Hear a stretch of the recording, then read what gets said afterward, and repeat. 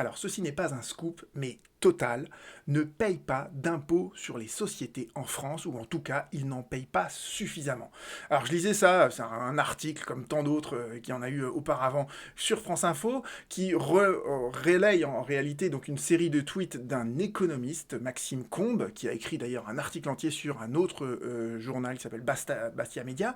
Je voudrais reprendre avec vous tous ces points-là parce que, en fait, la seule révélation qu'il y a dans cet article-là, c'est que cet auteur est sans doute un très bon économiste, mais qu'il a une certaine ignorance, on va dire, du droit fiscal international. Le passage qui est le plus choquant de l'article, c'est celui-là. Il nous dit qu'en 2019, Total réalise 10 milliards d'euros de profit à l'échelle mondiale, mais n'a payé aucun impôt sur les sociétés en France cette année-là. Alors, je vais vous expliquer pourquoi c'est parfaitement normal. C'est parfaitement normal. Pourquoi ? Parce qu'on a tout simplement ce qu'on appelle des conventions fiscales internationales. La France a signé avec tous les pays dans le monde, tous les pays un peu significatifs dans le monde, des conventions fiscales internationales. Et toutes ces conventions, elles reposent sur une idée simple qui est d'éviter les doubles impositions. D'éviter les doubles impositions, c'est-à-dire que si vous avez donc deux pays, la France et un autre pays, s'il y a une activité économique qui a lieu dans un pays, et que cette activité économique, elle dégage un bénéfice, eh bien, on va taxer ce bénéfice là où il a été réalisé, dans le pays où il a été réalisé. Donc ça peut être un pays étranger, ça peut être la France. D'accord ? Et il ne faut pas oublier que dans l'impôt, il y a toujours une dimension régalienne dans la perception de l'impôt. Et si vous faites en fait de l'histoire du droit, eh bien en France, le premier impôt qu'on a créé sous l'Ancien Régime, c'était pour payer l'armée. Or l'armée, c'est celle qui assure la sécurité extérieure du royaume. C'est bien une prérogative régalienne par essence. Et à l'heure actuelle, on prélève des impôts pour payer nos services publics. Donc il y a toujours cette dimension régalienne du paiement de l'impôt. Et vous voyez bien qu'en France, on verrait mal qu'un autre pays, l'Angleterre, vienne nous dire j'ai envie de taxer en France les activités économiques qui sont réalisées par des sociétés anglaises mais qui sont implantées en France. On dirait aux Anglais, vous n'avez rien à faire avec ça. S'il y a une activité économique qui est réalisée en France par une société anglaise, elle sera entièrement taxée en France. L'État anglais n'a absolument rien à dire sur la manière dont la France prélève ses impôts. Et bien, la réciproque est tout aussi vraie.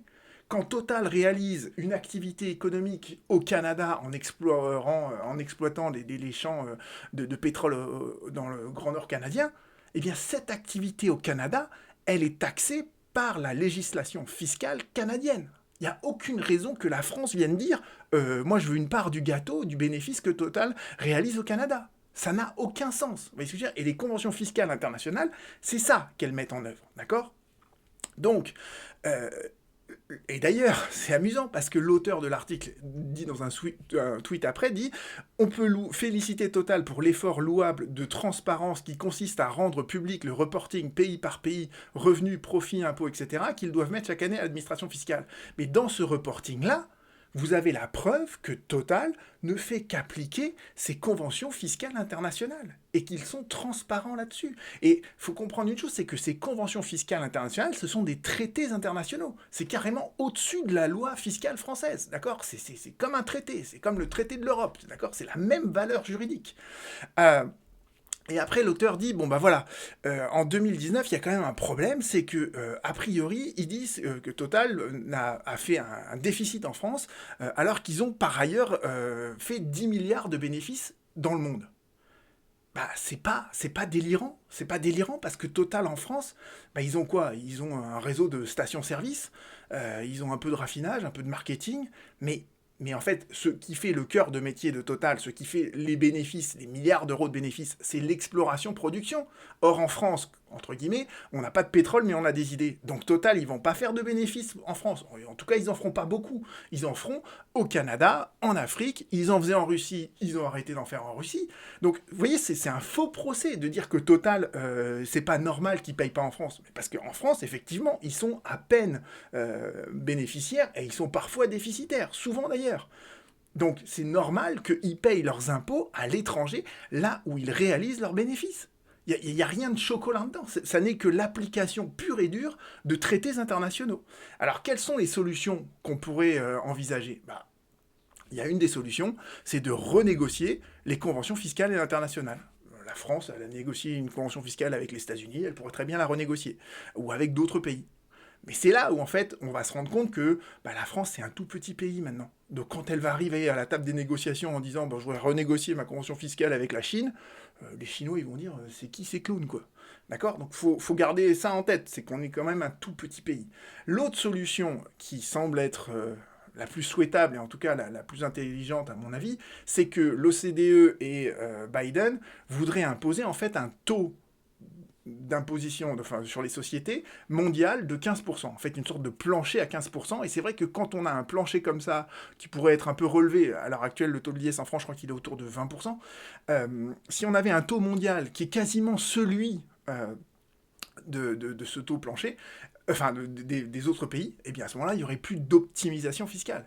Mais comprenez bien une chose, c'est que l'optimisation fiscale dont on parle souvent, ça n'est que l'application pure et dure de ces traités, de ces conventions internationales.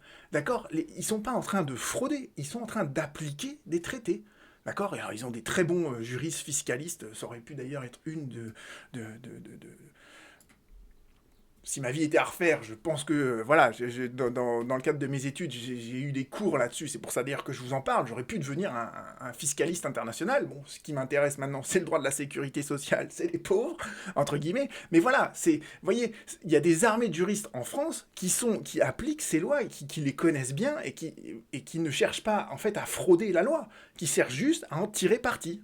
Bon, c'est tout. On peut pas leur reprocher.